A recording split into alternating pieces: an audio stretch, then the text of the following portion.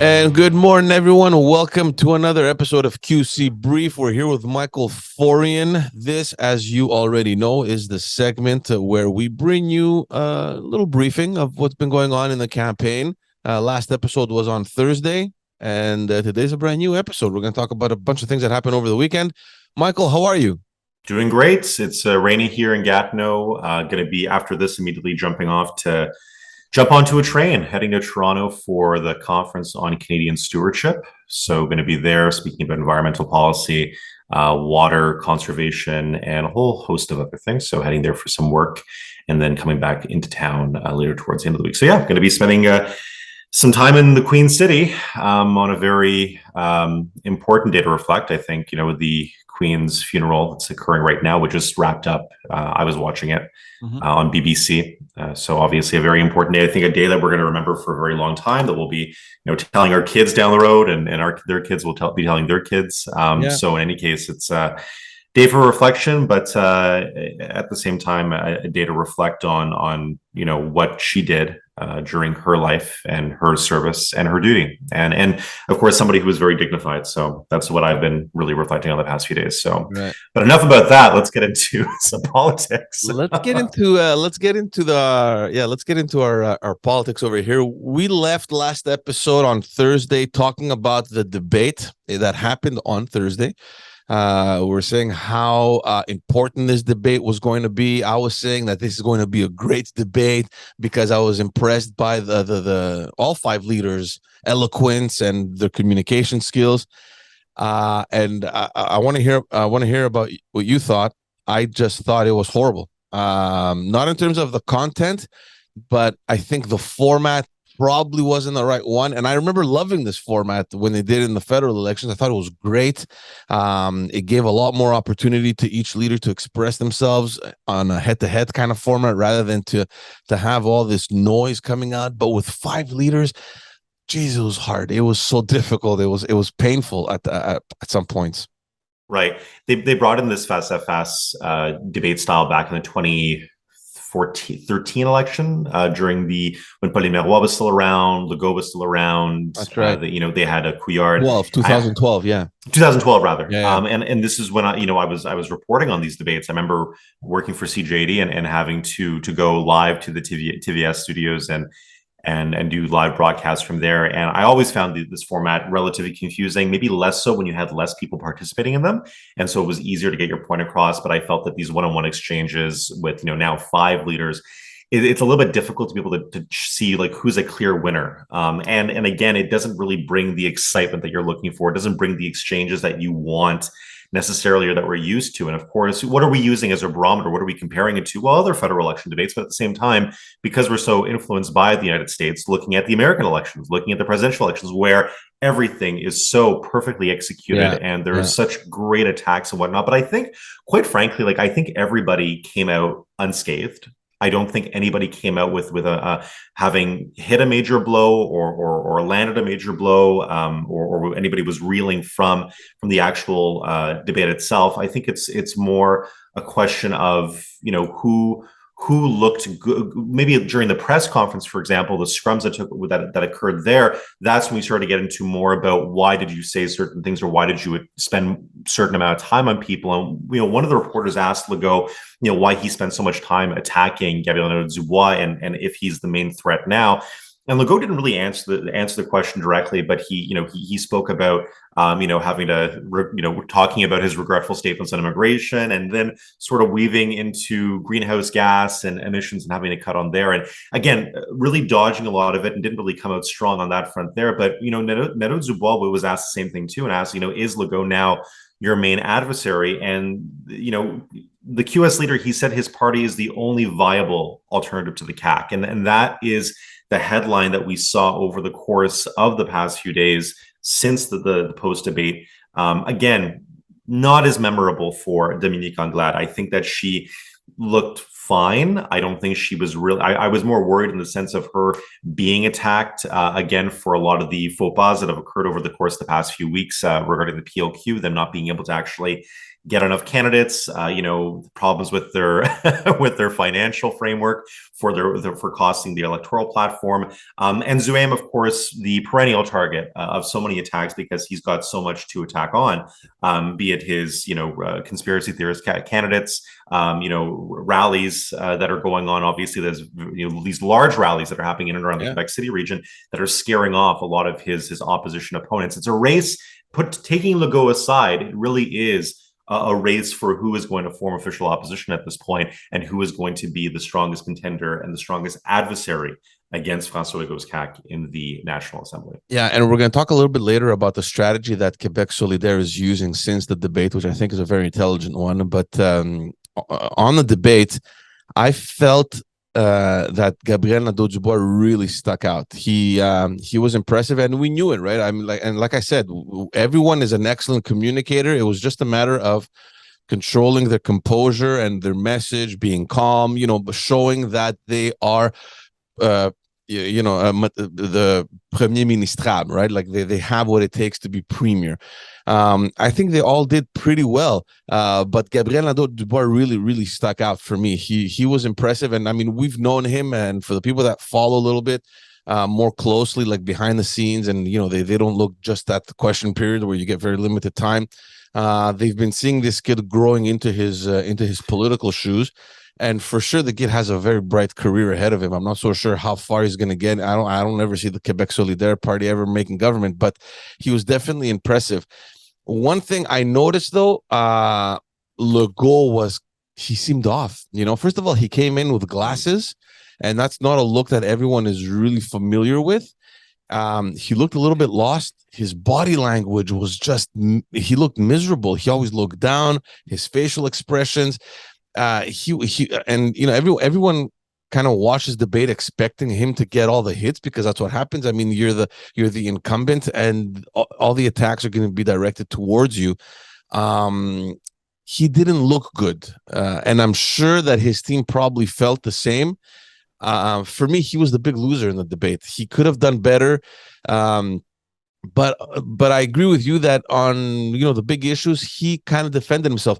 There were some big hits though. I remember the exchange between Zuaim and Gabriel Nadeau-Dubois, where Gabriel Nadeau-Dubois pretty much told him, your policies just make absolutely no sense. You should run for governor of Texas. You're going to have a lot of fun there. And the guy just comes right back with an uppercut, and he's like, hey, stop insulting me. It's not like I came out here saying that you should go to run in Cuba. Yeah. I love that one. It's for sure. And again, just on Anglade and Legault, I think that there was a few things that were memorable from those exchanges too. Legault said, Legault said that Anglade's party had lost the monopoly over, being opposed to sovereignty. And that explains its lackluster standing with Quebecers. And again, that is Legault really placing himself as, I'm a federalist option. I my history. Yes, I carry some baggage, but you can trust me. And I'm willing to say it on a debate here on TVA that I'm not going to go down that route of sovereignty, and that they know that the Liberals no longer have that monopoly at all. And going as far to say the Liberal Party, doesn't really have a reason to exist anymore. And that is something that I found that, was a really targeted messaging from the CAQ, from Legault. I think it will work. And again, I did like that exchange there. I thought it looked a little bit, I think there was a good tie between GND and Eric Zuaim. But honing in on those attacks, Legault saying, particularly against the QS plan to take the ultra rich, these types of wealth taxes that we've spoken about before, slapping these new tariffs on gas burning SUVs. Again, really getting into some of those really off color policies that QS has had in their platform, and that they've been getting a lot of attacks for. So it's interesting in that sense there. But in any case, he was good. Maybe we will see him go running Cuba. Anything's possible at this point, George. No, those were interesting exchanges. The other two that I found that were really well calculated. every time, and this, for people listening or watching, this has been planned ahead of time. Every time there was an exchange between Anglade and Gabriel Nadeau-Dubois, he made it a point to highlight how horrible this party was in opposition, that it did not represent that role, and that Quebec Solidaire was the actual opposition in the House. He always nailed that point. That's what he wants. He wants people to understand that if if Quebec Solidaire isn't, if there's not enough for Quebec Solidaire to make government, at least they're going to be the most efficient opposition. In fact, that's something that they've been nailing ever since that last campaign ended, since day one. In 2018, right after the campaign, Quebec Solidaire came out and said, we will be the official opposition in the House. They kept nailing it. They kept nailing it. They kept nailing it. It's a message that they want people to understand and for it to get through to people's heads. And during the debate, we saw that every time there was that between an exchange between Quebec Solidaire, Dominique Anglade and Gabriel Nadeau-Dubois, he kept, pounding that message through, and I think it's starting to get through, and it's going to lead us into our next topic. But before I get to that, something that kind of surprised me was how well François Legault stood up to Éric Duhaime, especially on the whole pandemic issue. I thought that Éric Duhaime was going to come out swinging with that, and I thought he was going to wipe the floor with the premier, and it had the complete opposite effect. That's probably the only time where or one of the few times in the debate where Legault showed that he's a leader. Like, this is what we did because we had to save lives, and shame on you for going against these things. And it had the complete opposite effect that everyone was hoping for. Right. And I like, I'll give Duhaime some credit when it came to attacking Anglade over Bill 96. But at the same time, I felt that there was a way for him to maneuver himself on there. What I didn't understand was him speaking English for a pretty decent amount of time during a French language debate. And I get it, there was no English debate, but to say, like, in English, you betrayed English Quebecers on that bill, buddy, read the room. At least look into the camera and recognize that's not your audience you're speaking to right now. I don't understand this fascination that Duhaime has, this unrealistic and ill-advised fascination that Duhaime has with targeting the English-speaking community. Because, again, the only seats he's going to be picking up are in the Beauce, south of Quebec City, or in the Quebec City region, maybe a little bit of chance north of Quebec City, that 200-kilometer corridor north and south of the Quebec City region. Why is he trying to target Anglophones? It's a very interesting, and I think, again, there might be some people on his campaign that are Anglo-friendly, that are Anglophones themselves, that are saying, you have an opening right here. But if you look at the raw data, if you look at the polling numbers, it's just not feasible in terms of being able to use that to your advantage. I don't see it working out. I don't think he's going to win seats either in the greater Montreal area where the Anglophone population lives, but he's trying to make gains. He's trying to get a little bit more vote. It's probably going, I don't think he's going to win seats again, but I wouldn't be surprised if the conservative vote, for example, in the region of Laval, gets a little higher. Montreal, I'm not so sure, to be honest with you. But that was a pretty interesting one. At first, I thought, oh, nice. Look, there won't be an English debate, but if the English media would want to grab a clip, well, there they have it. It's the only one. But at the same time, I thought the Anglophones that are watching the debate understand French, and they don't need him to translate it. And the ones that don't understand French, well, they're just not watching the debate. Yeah. And again, just read the room. And George, we haven't spoken, of course, about the one forgettable, lackluster, the one candidate that comes off as a low-grade bank clerk, Paul Saint-Pierre Plamondon, the leader of the Parti Québécois. This guy has to be the worst leader I have ever seen in any debate, in any political debate. Somebody who you literally forget that he's in the room. That's the impression you get from him. Look, I don't know. Like, I'm split on that, man. I mean, I get what you're saying, but at the same time, he looked well prepared. He knew his stuff. He was calm. He just too academic. He didn't land any punches. Yeah. And what was up with that exchange with Gabriel Nadeau-Dubois on the N-word? How weird was that? And the thing is, this is resonating, I think, really quite a bit outside of Quebec.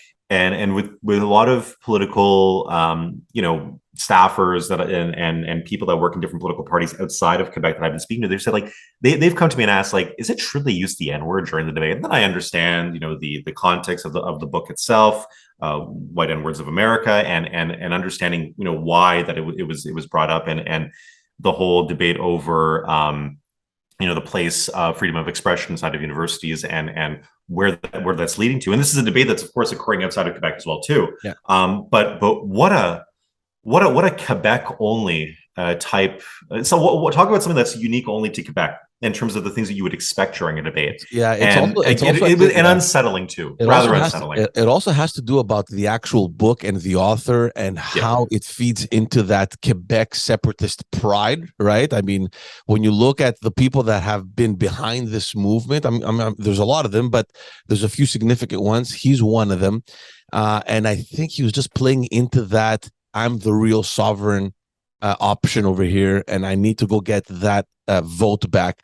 But it was such a weird place to bring it up in a debate. It reminded me of the in the 2018 debate when Jean-François Lisée started attacking Manon Massé about who the actual leader of Quebec Solidaire is. Remember that whole exchange, like who's your leader and how come we don't see him? And your constitution is strange. You have a director general or a secretary general. He's the actual guy, and who is it? And he brings that up. I remember back in the day when they were talking about health, and it's like, dude, that came out of left field. Like, where are you going with this? It had the same effect for me, this whole thing, and I just don't understand where they were going with it. Keep in mind, like, this is the same book that was quoted, the title of it, that was quoted by Wendy Mesley, the former CBC host. She was fired over saying that in an internal meeting amongst like CBC producers and executives, and they were talking about stories and whatnot. She said it out front during a meeting and was suspended and later fired for it. So in any case, my point being is that a very Quebec specific, a Quebec only type of story. Let's move on to the next topic. We spoke about it now a little bit. Gabriel Nadeau trying to establish himself as the real alternative. He came out yesterday or before yesterday saying that in reality, this is just a two-way race, this election. There's CAQ and Quebec Solidaire, and it's completely undermining the other parties. I find it completely undemocratic. And I get his message. I'm just wondering, is it really necessary? Are electors that dumb? Do you need that right now? And first of all, is it even true? Right. And I think there's a big question mark on that truth matter right there. Let's set the table first for listeners. The Liberals, Quebec Solidaire, and the Conservatives are statistically tied for second place in voting intentions. The PQ are fighting to catch up with them right now. So despite everything, GND and Legault, they're trying to claim that the real race is between them, and it seems a little bit bizarre. I mean, the Quebec Solidaire shouldn't let this compliment go to their head of Legault focusing his attention on them. If CAQists make him the main target of their criticism, it's because they see him as an easy opponent to defeat. And I think it's a useful ideological foil too. Legault's strategy is to pretend that the truth lies between QS and the Conservatives. We're the center. We're the centrists, the moderates that you can trust. And hey, we already have the keys to Quebec on our hands, so we're a steady hand, and we made it through the pandemic. And I think that we've been we're getting further and further away. I mean, it's almost irrelevant at this point to talk about sovereignty or independence, because we're no longer looking at things through the lens of, are you a federalist party? Or are you a sovereignist party? We're looking at, are you a leftist party, or are you a right-wing party, or are you somewhere in the middle? And that is where voters are going. That's where people, because they want to talk about the meat and potato subjects like, hey, affordability, housing, where's the economy going, job creation, healthcare, education. These are the meat and potato subjects they want to talk about. And now it's really, and I think it's better for Quebec society that we're talking about this now, because we actually do spend less time talking about a fictitious nation and more time talking about what really matters to people's pocketbooks. In terms of the strategy, I'll just compare a little bit with the results of 2018. and Legault's strategy now giving attention to Quebec Solidaire. And I don't disagree with you. I think the fact that he is focusing on Quebec Solidaire is indeed because they are an easy target and because they're so ideologically diametrically opposed that he's pretty much splitting people into exactly what you said. Are you leftist or are you more of a centrist? And this is where you need to be camped. But to compare to 2018, there was a lot of focus put on Quebec Solidaire, which had the following result.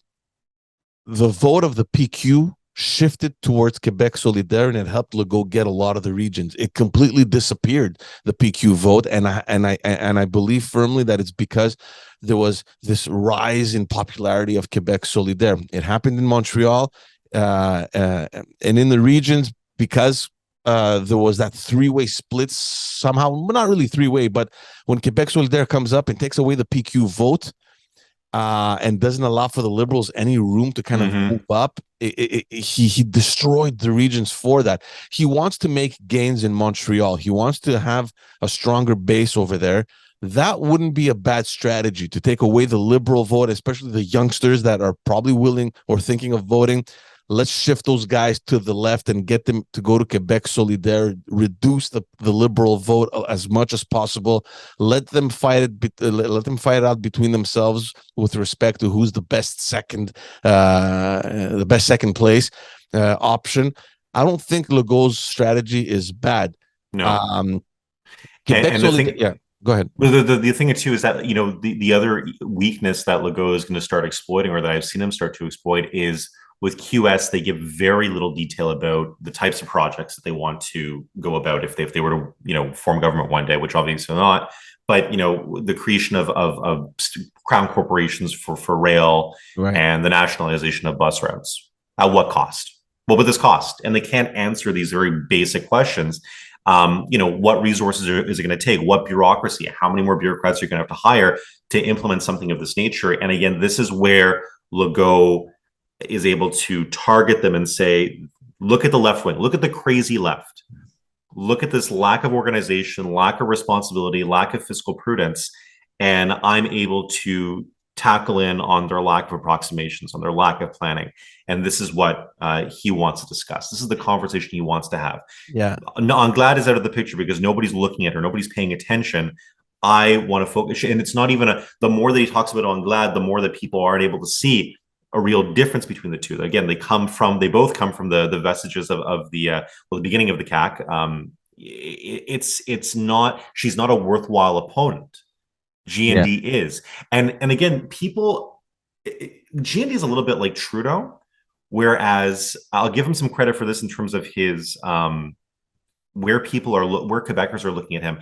Remember when we grew up with Justin Trudeau, right? People grew up with Justin Trudeau because during his time with Pierre Trudeau, his father, during the prime ministership, the death of his father, we saw the eulogy at the funeral.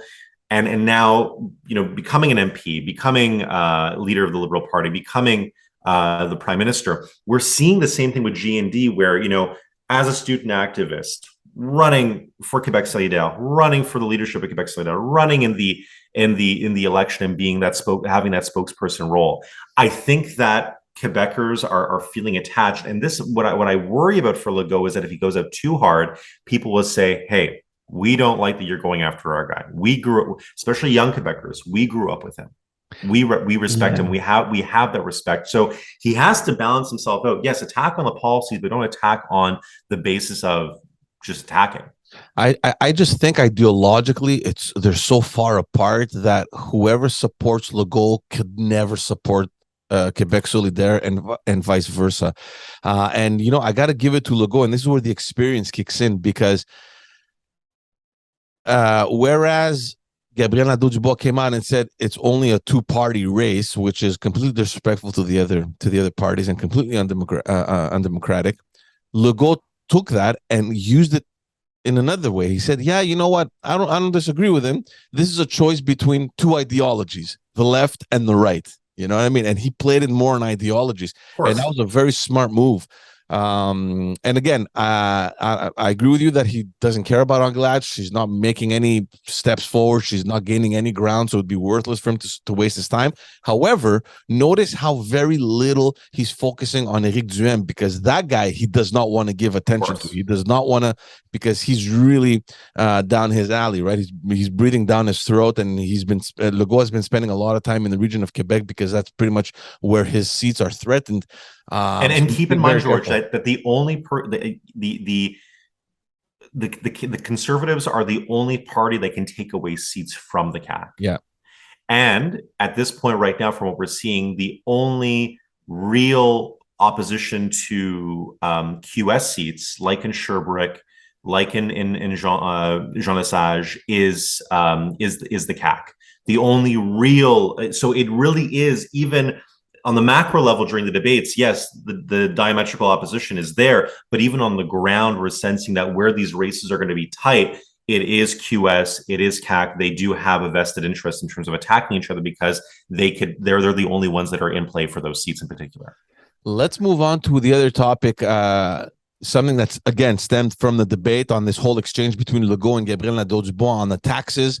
And you have some really old style, dirty election campaigning tactics over here with pamphlets that are being put on cars.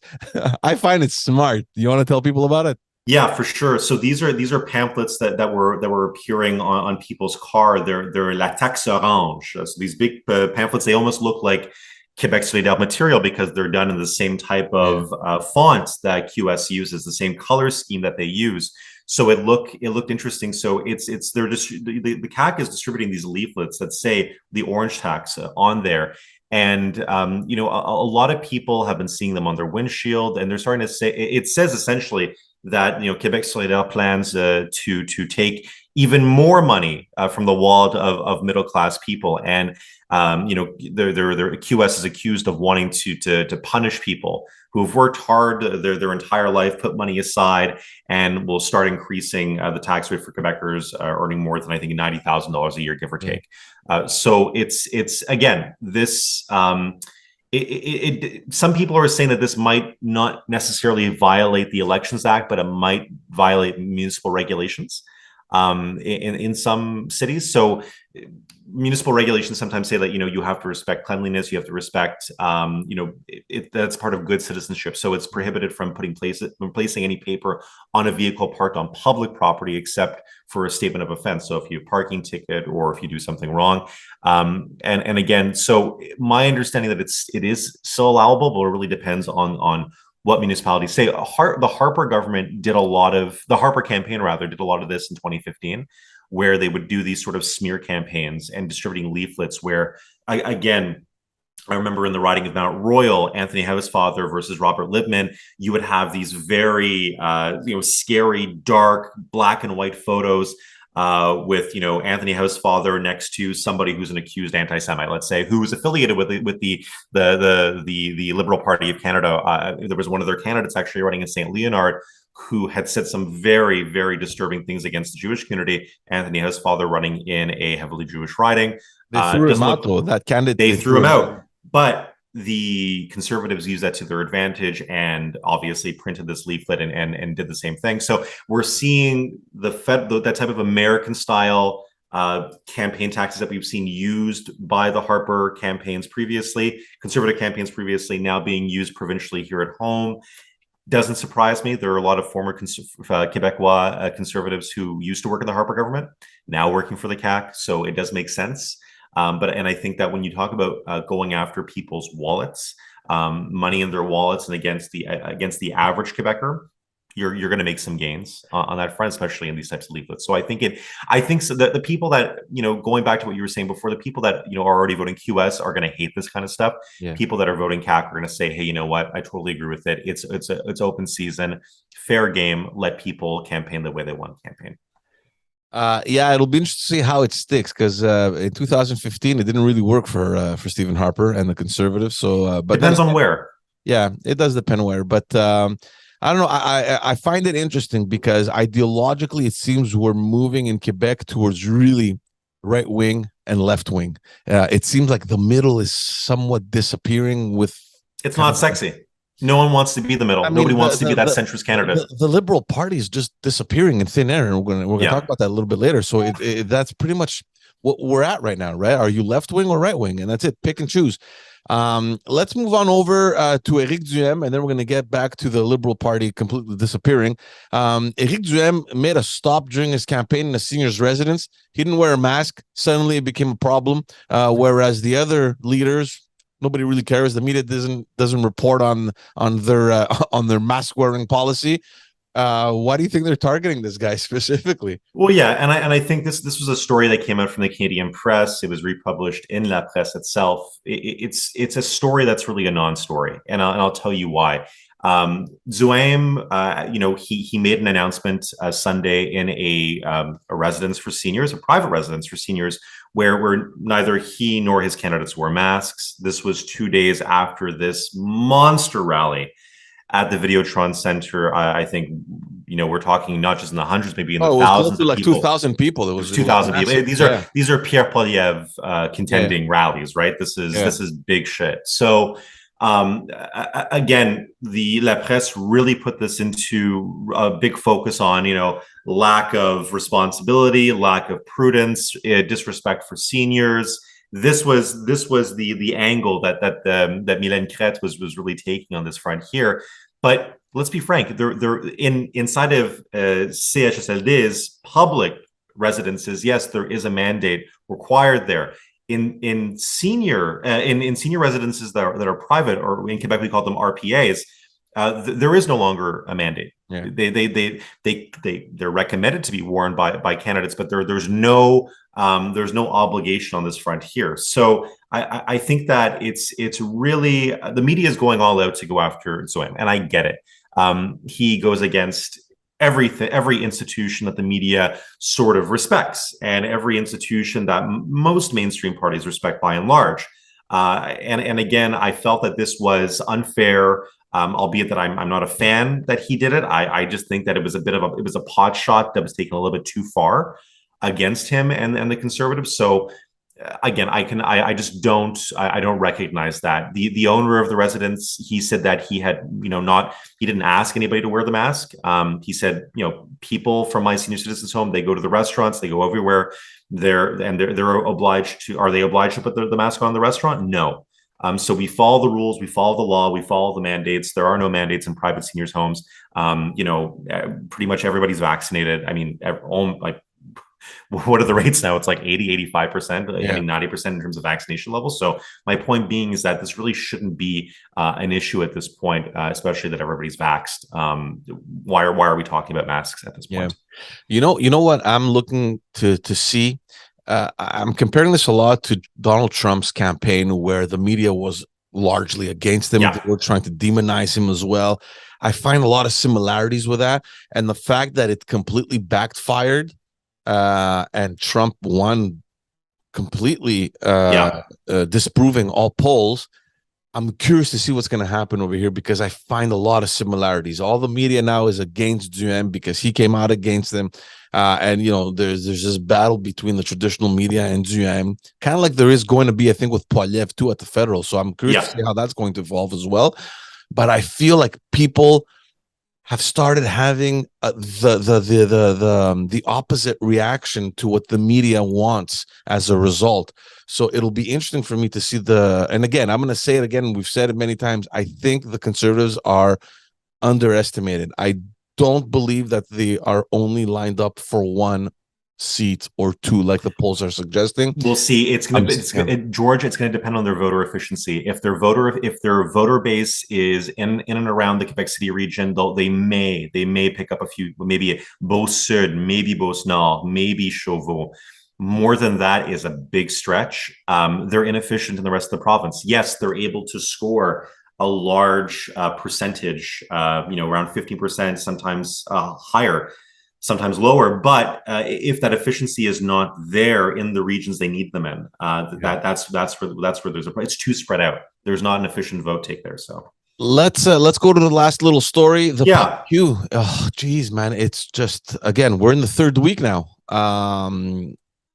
it just doesn't want to take off. That rocket is just gasless. There's nothing there. The Failure to tanks are launch. empty. Failure to launch, man. Like it's Anglade lost. Well, I mean, she's going after the DGEQ right now, the chief electoral officer of Quebec, for not having signed off on her candidate Matan. Apparently somebody didn't initialize a certain document that should have been initialized correctly, and so disqualified. So for the first time in recent history, the Quebec Liberal Party went from their usual 125 candidates, which is all the seats that you can run in Quebec, obviously, there's 125 seats in the legislature, down to 124. Then you have a candidate that withdraws at, midnight -1, in Joliette, Malek Arab. He sent his notice into the DGEQ, said that I'm going to be withdrawing my candidacy. I don't want to run with the party anymore. Said it was for, of course, personal reasons, family reasons. Always personal. Course, it's been personal since the beginning, right? Always. It's personally against Anglade. That's why they just, it's what a disaster. More errors in the liberal financial framework. We reported last week on their costing for their platform having a $15 billion error. Again, they overestimated $506 million in additional money that they would get in 5 years. The net cost of its commitment is not good. The party, registered too high a sum, and so this results in several errors in terms of costing their net cost. So again, and this is a few $1 billion that they're off by in this fact. So they had to modify it again last Wednesday. And this is after La Presse revealed. This should not be happening in the middle of your freaking campaign. And again, I remind you, the key messaging that they used when the former finance minister, Carlos Leitao, when he went out and tried to correct the record is, well, I don't have 30 some odd bureaucrats like I used to come and help me. Yeah, but neither do the other parties. Neither do the other parties. But we're two dudes stuck here in this room trying to balance this out, and it's just not working. I feel bad. I feel bad because, and we were saying this before we started recording, I think Dominique Anglade as a person is fantastic. She's brilliant. She's smart. She's young. She's energetic. She looks good. She has everything that you would normally want in a party leader.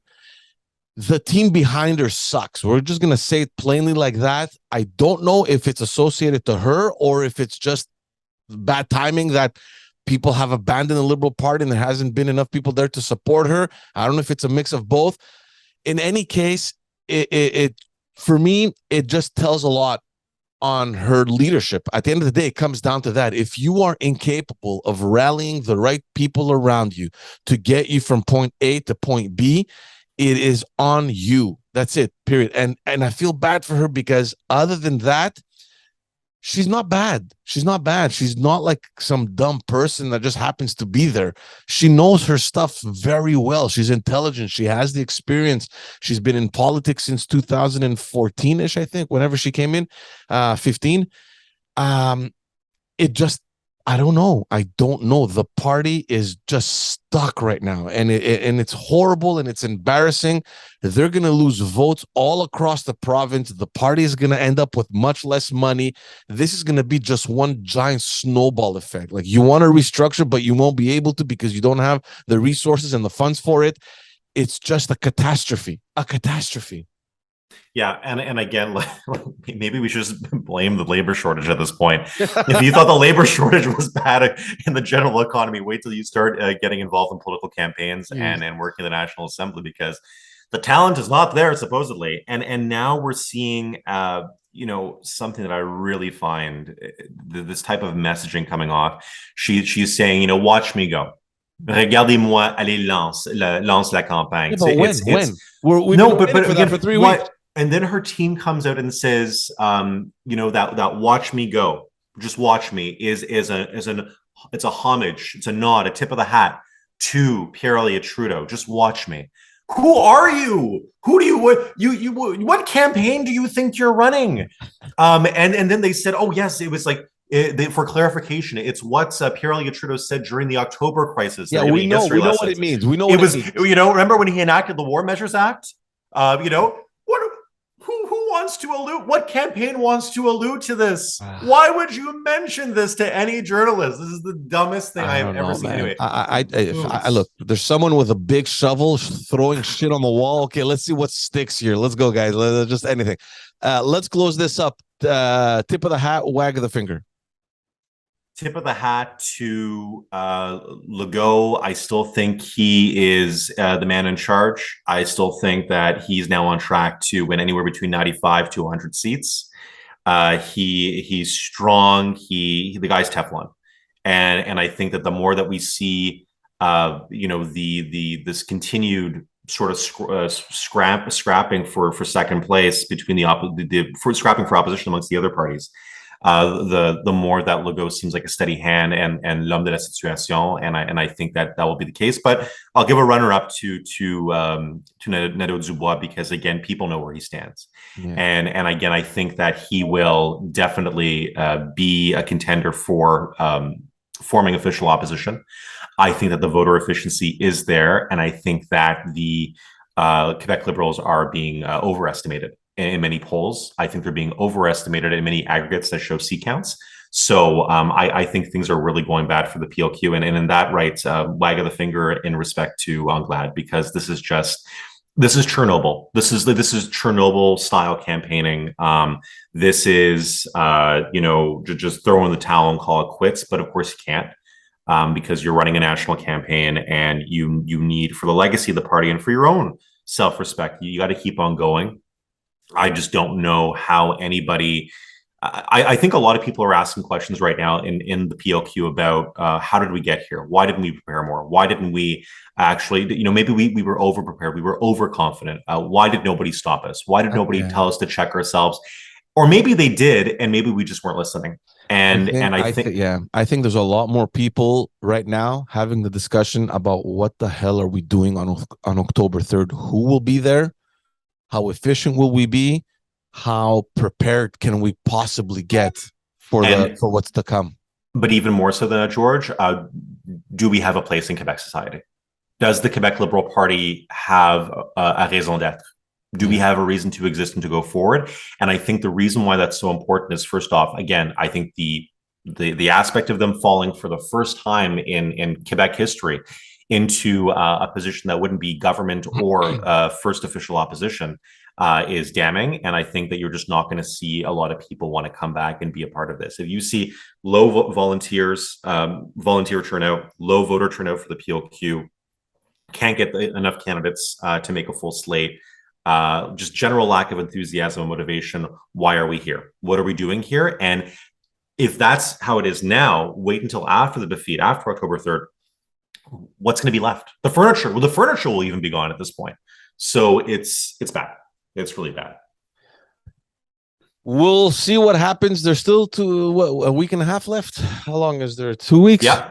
Almost 2 weeks coming in on October 3rd. Advanced polling going to be starting in and around the 25th, 26th. That's going to be important to watch there too. And of course, you can still go to your chief electoral office of the DGQ in your riding to vote early, vote often. Just don't vote twice. That's illegal and not recommended by George or I. All right, everyone. Thank you so much for tuning in. Remember to follow us on all social media platforms, audio platforms, YouTube, wherever you get your content. We appreciate it. Michael, thank you so much, man. See you guys all on Thursday. And broadcasting live from Toronto on Thursday, too. Woo-hoo. That's the real deal right there. I love Toronto. I do it so you don't have to. Take it easy, buddy. Ciao. Bye-bye.